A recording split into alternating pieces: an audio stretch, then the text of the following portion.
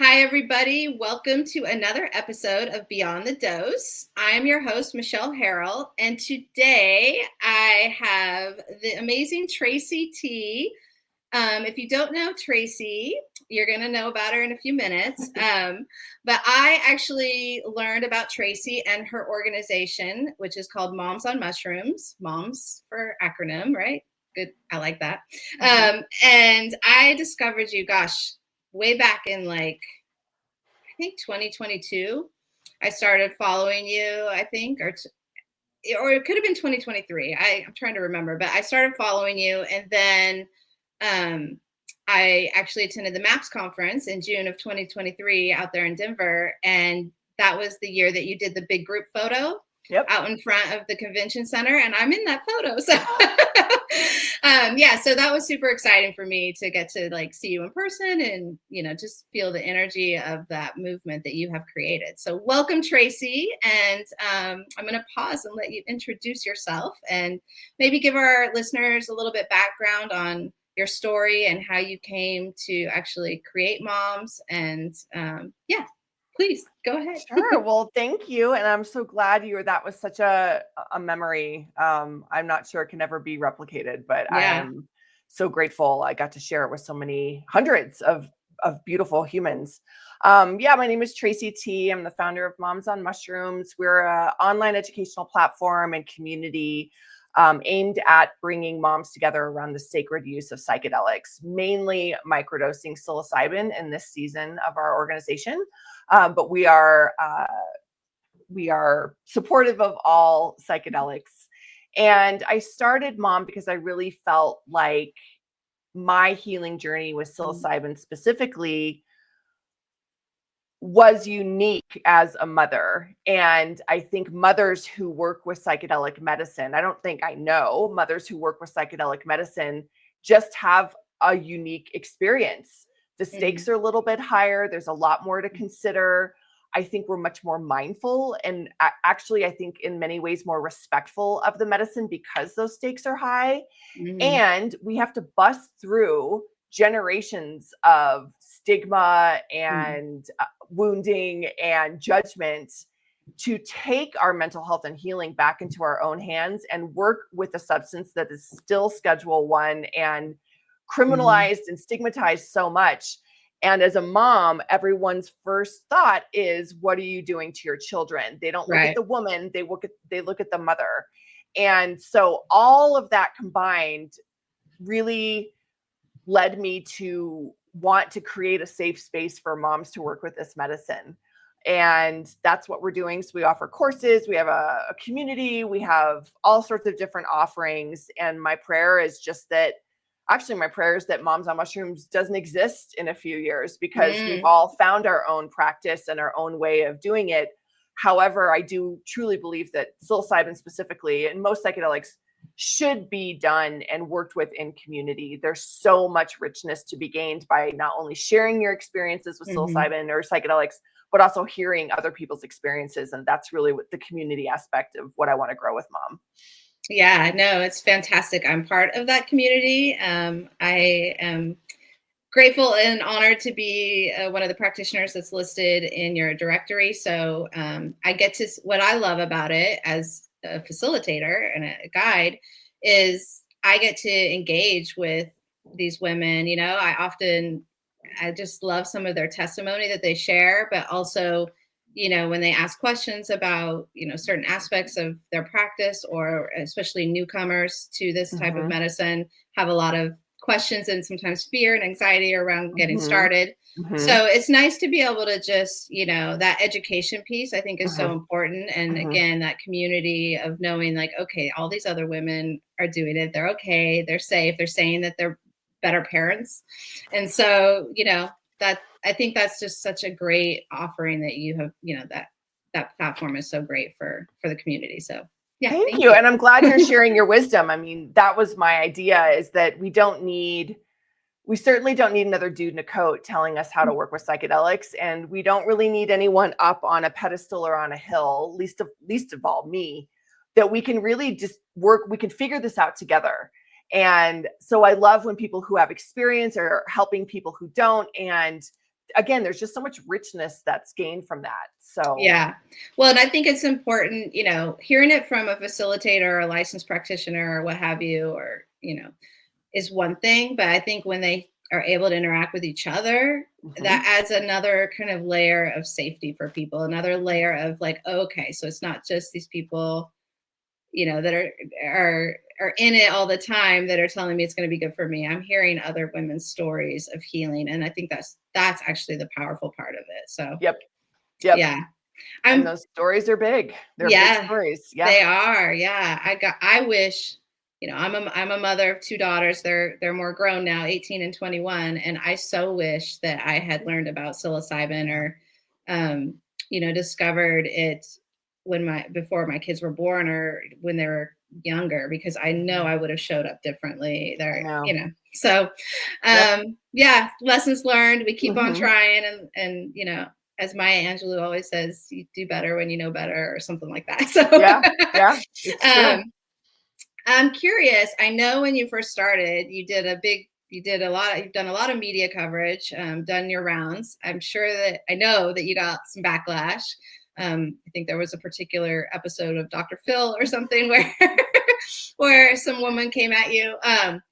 And I'm curious, have you seen that start to shift? And have you seen the type of women that are willing to kind of come forward and join this community or reach out for this type of support? Has that started to change? Or I'm curious, what are your thoughts Yeah, there? Because that's a you've been great up and running. question. Yeah. It's interesting. Besides some, very specific media interactions, the pushback for mom, I would say 98% of the time has been overwhelmingly positive. I think what we see is the same, or, well, I take that back. I'm seeing two things. We're seeing the same amount of interest with the same amount of fear, which is the fear is really just from misinformation and then just a Mhm. deep understanding of not understanding. Yeah. And then again, we have a fear. The legal piece is very real, especially if you're a single mom. Mhm. We just worry, right? You're Yeah. working in a public position, and funnily enough, we have all those moms in our community. We have many people who work for the federal government, and it's all just kind of on the DL. The other thing I'm seeing is now, because it's becoming more widely talked Mhm. about, and it is the narrative around it has kind of dialed down a little bit. We're a little bit Mhm. more chill about it all. Is that people are just treating it like Advil and Mm. buying Yeah. medicine from a bodega in New York City or on Etsy, for the love of God, and just taking it, Mm. not really understanding that this is ancient sacred medicine and is Mm. a completely different modality than a supplement or Yeah. even an SSRI. And so we talk to a lot of people who are like, yeah, I microdosed, it didn't work. Yeah. And Yeah.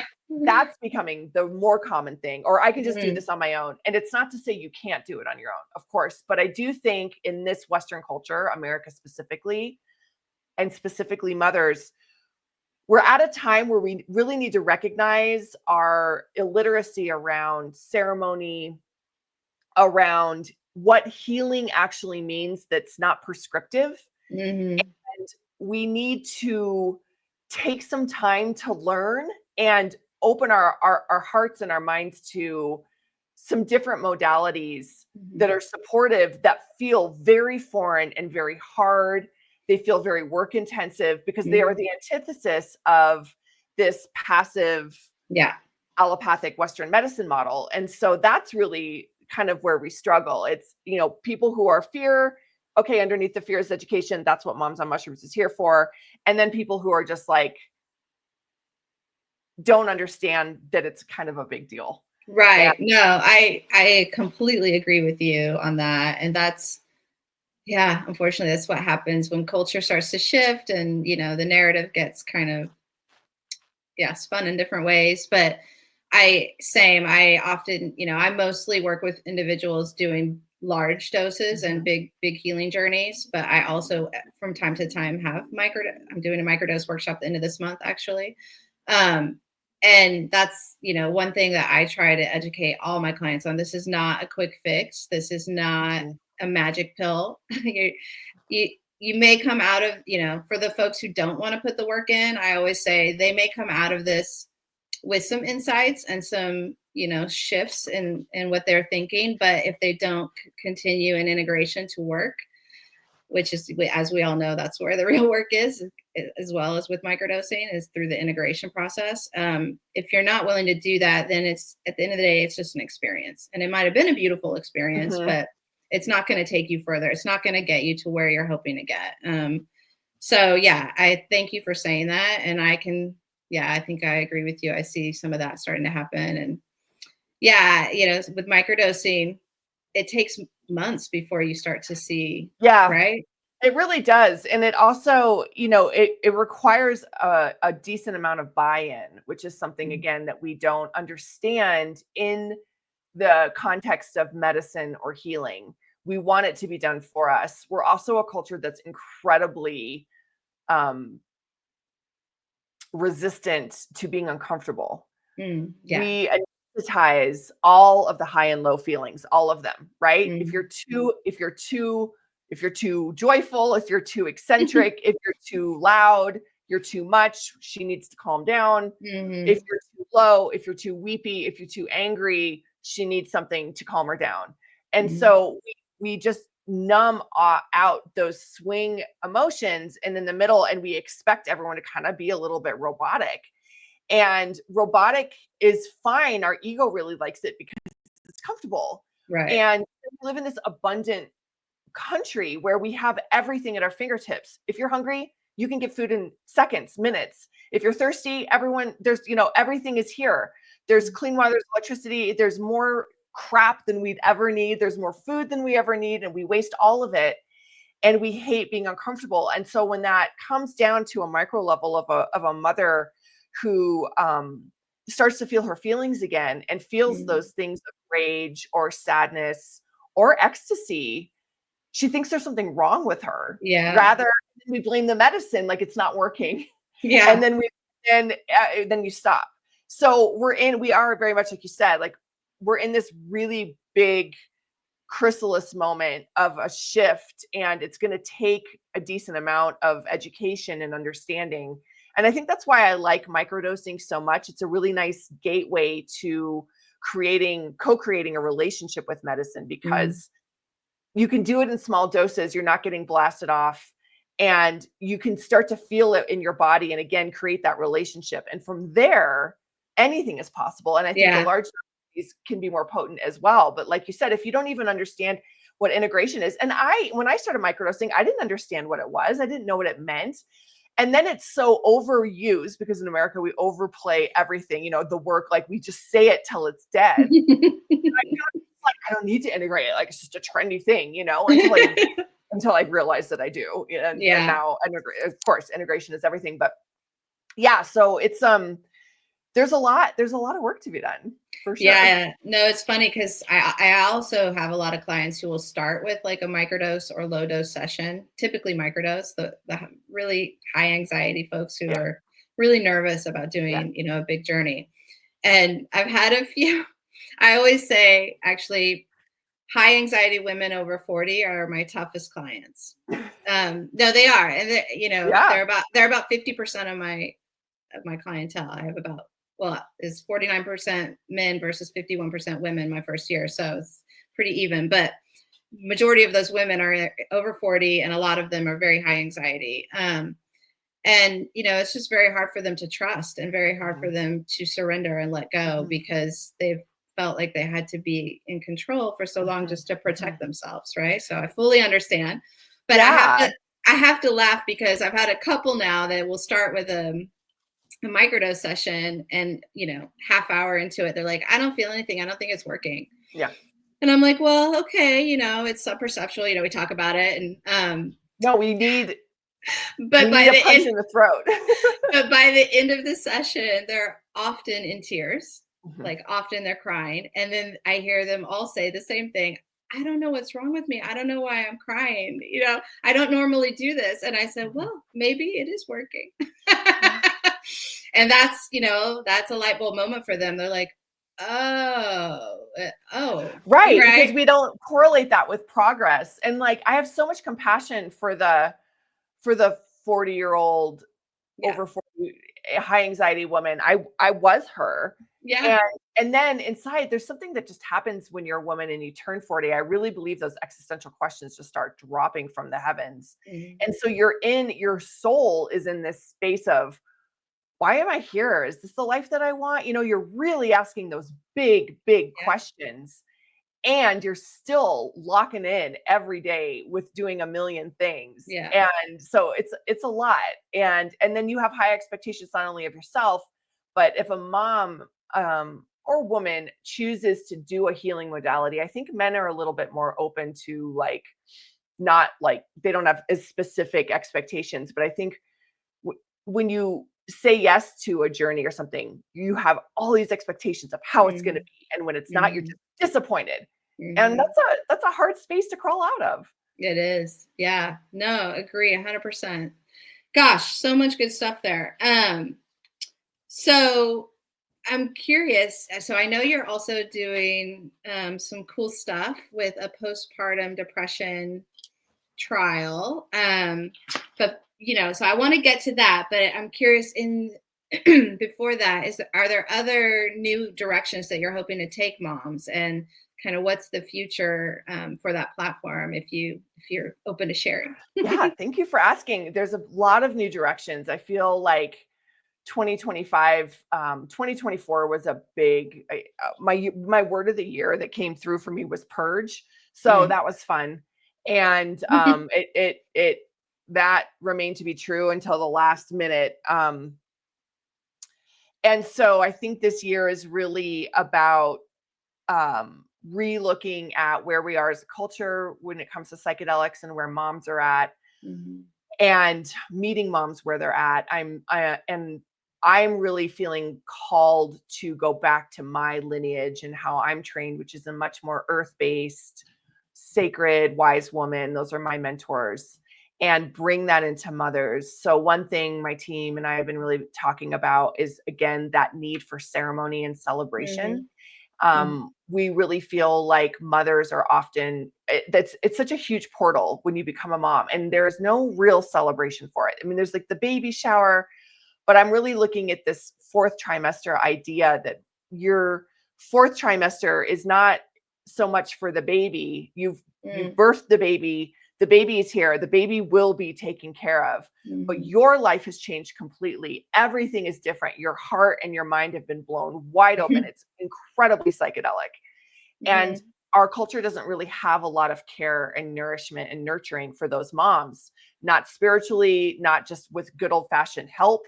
There's a Right. lot of expectation. And so we really want to bring in ceremony and help women go through those portals, whether it's from maiden to mother, from mother to crone, whether it's, a ceremony for grief Mhm. and loss, whether it's a ceremony for um, a new pathway for your life, divorce, Mhm. or big trauma. There's so many things, and we really want to bring that in, which kind of leads into the second thing that we're really hoping to do, which seems impossible, which is just more in person, more Mm. Yeah. community, and just getting moms together Yeah. in person to not only heal the sister wound, which is so deep. There's so much resistance for women doing group work. We're just Mm. naturally skeptical and judgy of each other before we've Mm. even met each other.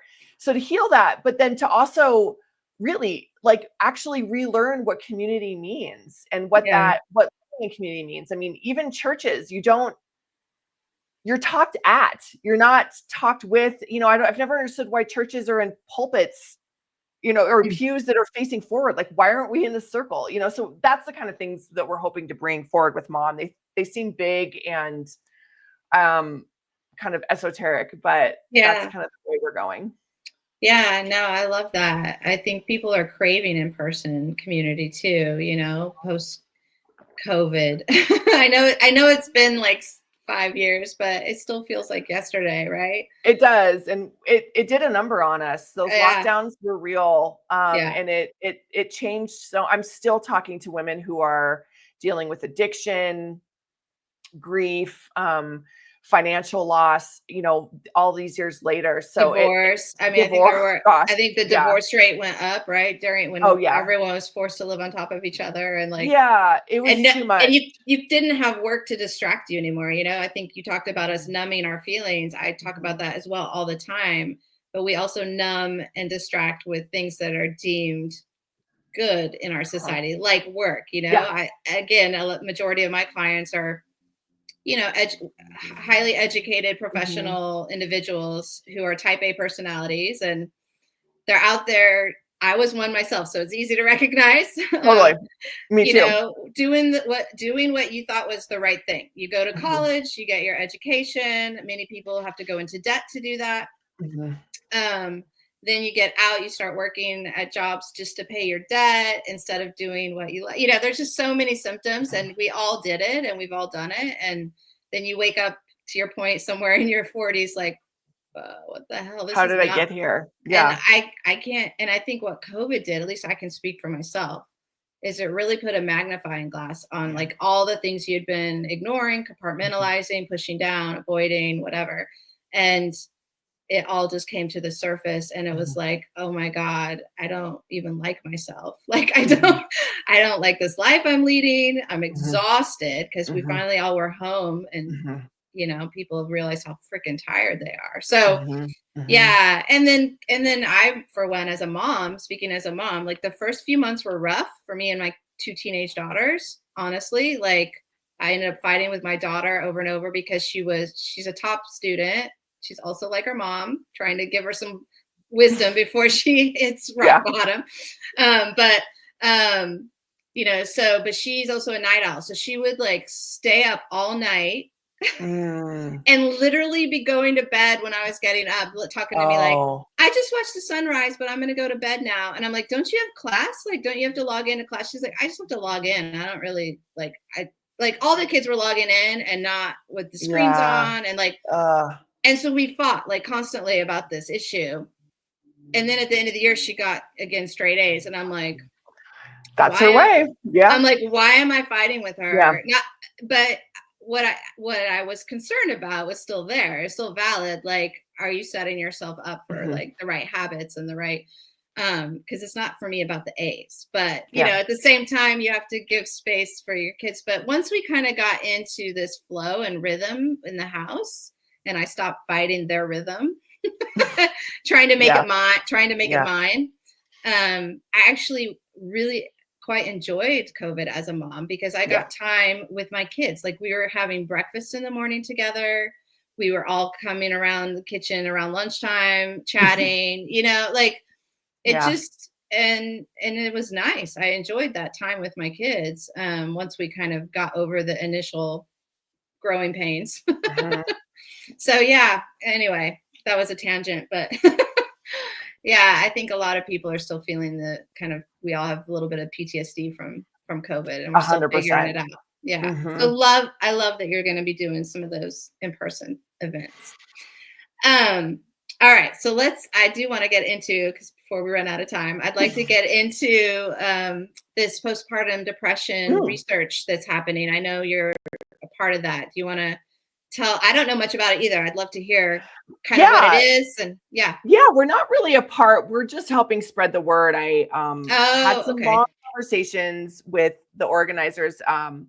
It's a study that is being run by Reunion Neuroscience, and they're positing that if you apply a large dose of essentially a synthetic psilocybin, a synthetic psychedelic, Mhm. to a woman who's experiencing postpartum depression disorders, they're hopeful that the one dose will elicit effectively immediate change. Wow. Yeah. And what they're seeing is it's not really immediate. So yeah, we use those words because we're used to them. But in the next 4 weeks, Right. with proper integration and monitoring, the symptoms just sort of recalibrate themselves. Amazing. And I think that any study having to do with psychedelics and women's health, I am pretty much 100% behind. Yeah. And this one in particular, I was very excited to hear about because they're administering what you and I do, a large dose journey, and they are relying on the hallucinogenic and the psychedelic experience to go in and tackle that postpartum Mhm. depression. So we're not, it's not a pill regimen or anything. And if they can find that that actually works, I think all boats rise for this industry. It Mhm. is the possibilities are unbelievable. So I'm incredibly hopeful that those results come in that way. It's probably why I'm not part of the study. I'm obviously biased. Um, but it's exciting and it's an exciting opportunity now Yeah. for mothers who are experiencing postpartum to get some relief Yeah. and change history. So that's the study. Yeah, fantastic. No, Yeah. I'm so excited to see more and more research around, the different use cases Yeah. and scenarios for this type of medicine because there are just so many. And at the end of the day, I think what you said in the beginning is true. It, the reason they are so effective for so many things is because they do actually help us feel Yeah. that at the end of the day, that's what we all need. We all need to slow down, get quiet, and feel so Mhm. that we, can heal and also find clarity and purpose and things like that. So, yeah, amazing. Do you know, are they still looking for women for this? Yep, they still have a few spaces available, so they're absolutely still looking for women. As you can imagine, the screening process has to be pretty strict. It's in a phase 2 trial, so they've already gone Mhm. through phase 1, they're in phase 2. Um, and so you can go Okay. to momsonmushrooms.com. There's like a thing right at the very top of our webpage if you're interested in applying or if you know someone who is. I believe that there's compensation. I mean, it's a great study, and they're working with all of the great higher ed institutions all over the country: Mhm. Johns Hopkins, Texas A&M, Oh, CU Med fantastic. Center. So that's Okay. where all of the administrations are going Oh, to be going. nice. Yeah. Oh, that's So nice. So people don't have to travel as far on different, no, yeah. there's dozens of sites and like totally locked in doctors and staff that are very passionate about this. And Mhm. what I've heard from the team too is even if you don't qualify in the end for the study for whatever reason, they're just supporting postpartum moms who even apply with Mm. just so much because they feel very passionately about it. So Yeah, it's amazing. it's I'm just like, yes, please, more of that, you Yeah. know? And Well, we yeah.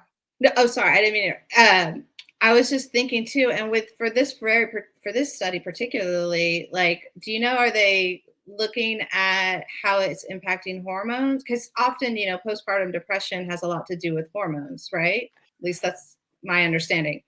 Um, Yeah, that's a so great question. I don't know the answer to that.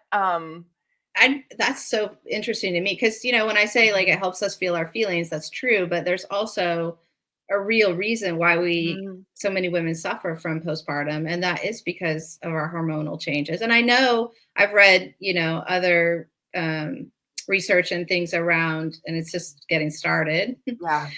but around women's hormonal changes throughout their monthly cycle can also impact how psilocybin reacts in your body. So, gosh, there's so much. We're just barely scratching the surface There's here. so much, and there's so much, and we're actually what I was gonna say is that we've actually created reference guides around this because it's probably some of the top questions we get asked every single day are, "Can I breastfeed and Yeah, microdose? Can I," yeah, which is, can I do this postpartum? right. Um, what can microdosing do for perimenopause and menopause? Yeah. And what can microdosing do for my menstrual cycle? Mhm. And so I mean, like, I'm gonna go back to doing it after we get off this call. Like, we are scraping Yeah, the intrawebs for any studies just to have a central reference document that we can offer fantastic. people to say, okay, here is everything we found. We're summarizing it. And then we're like real human summarizing it below that and just pulling out the main points, linking everything so that you can read the study yourself. And at least it's in one place. Yeah. And Fabulous. what it's doing to me is just like, oh, I'm seeing the gaps and where we're missing things. And sometimes it's very heavy on ketamine and not as heavy on something else. And there's just, I mean, gosh, the applications are, we're just getting started, like you said. But it's good to at least know what's out there, and you can kind of really connect your own dots if you have access to the studies. Yeah, no, fantastic. I would love to have a resource like that to also just be able to share with clients and things, or point them to your site or whatever it is. But yeah, and I'm also very curious. I hope my prayer for someday is that we can do more research with whole mushrooms. I know that was it New Mexico or no? There's been so much news lately about new states. Mexico. New Mexico that they're going to be able to, the DEA approved them to do research using whole mushrooms. That one I know that New Mexico, the governor just approved legal psychedelic therapy. Therapy. So I might be mixing up my state. I haven't heard. And I know, and I know Nevada also was just approved. Yeah, I saw something come through. And I haven't had a chance. I mean, it is. It's like for so long, it was just Oregon and Colorado. So it's kind of exciting to see some more states finally moving ahead. But yeah, I can't remember now what state it was or what it was, but I saw somewhere that the DEA approved some research using whole mushrooms, which is really exciting because up until now, all the research has to be done with the manufactured psilocin, right? Or psilocybin. So gosh, yeah, that's going to be some intense research. There's so many, we're still dealing with a natural product that has variables. Well, so exactly. Looking into it. Yeah, exactly. And I just wonder, my instinct and gut tells me there's more to these little mushrooms than just the psilocin that is enhancing, and so we always, especially in Western, in America and in Western culture, we want the science, we need the data and the facts for us to feel good and comfortable with it. But, at the end of the day, these things have been used by indigenous cultures for centuries. And I just wonder what we're losing by using manufactured stuff. That's always in the back of my head. I agree. I think like for the Reunion neuroscience study, I liked it because at least it's just one compound and they're not like mixing it with Zoloft or something or trying to make just another pill that they say has psilocybin, but it really doesn't. Yeah. And I agree with you on the whole. And I think the interesting thing about that is a culture again. Yeah. Is that we don't actually believe people. One of the big reasons that I am so passionate about growing Mom to millions of mothers is when are we just going to believe a group of moms that say it works? Right. Like we have hashtags for Me Too and believe her and all this stuff. But when someone's like, no, I took this thing that grows in poop and it made me better. Everyone's like, yeah, probably placebo, we never believe. No, and how many more people are we going to have to pile on to say this whole mushroom does something, to your point? Right. Yeah. No, I mean, I think there's been some, progress in those areas, but I agree. Like we started off talking about, it's still, a little bit, there's a stigma, especially for moms. There's a higher risk, to your point. Because any thought around losing your children is like, obviously that's not a risk many people are willing to take. So I can empathize and appreciate that. But hopefully like with the veteran movement and some others, like we're starting, I think people are starting to really wake up to the fact like, oh, there is something to this. So slow going, but the good work you're doing in Oregon, and just methodically following the lay of the law and like you're providing the data, whether people decide to acknowledge it or not, just by doing the work you're doing in the way that the people sort of voted for it. Right. And that's important. It's super important. We just need to observe and then trust our instincts and to make up our own minds. Yeah. No, thank you for saying that. Well, Tracey, it has been such a pleasure. I've really enjoyed this conversation. I enjoyed kind of learning more about you too. So thank you for that. And thanks for sharing your story and your time. where can people, if they want to find you and your platform, you want to tell our listeners where they can find you? And I'll of course include it in the show notes. Sure. momsonmushrooms.com. Just head over to our website. There's lots of information. If you're on social, we're mainly just on Instagram at Moms on Mushrooms Official. Oh, and I started a Substack, which has been really fun. Just more intimate, kind of my thoughts on things from a mom who eats mushrooms. It's called Your Mom Eats Mushrooms. Yeah, no, I've read I think 2 of them so far. Oh, And thanks. yeah, no, the first one was fantastic. I loved it. So yeah. Thank you. Yeah, it's founder of a psychedelic company who's a mom, sort of unhinged, which it feels good. I'm a writer. Uncensored. Yeah, Uncensored. Yeah. Yes. Not unhinged, but uncensored. Unhinged according to someone, I'm sure. Well, yeah, okay, yeah, but yeah. All right. Well, thank you everyone for tuning in to another episode of Beyond the Dose. We hope that this episode was useful and maybe shed some new insights for you. And I just want to thank you again for listening, and we'll be back next week. Thank you, Tracey. Thanks, everyone.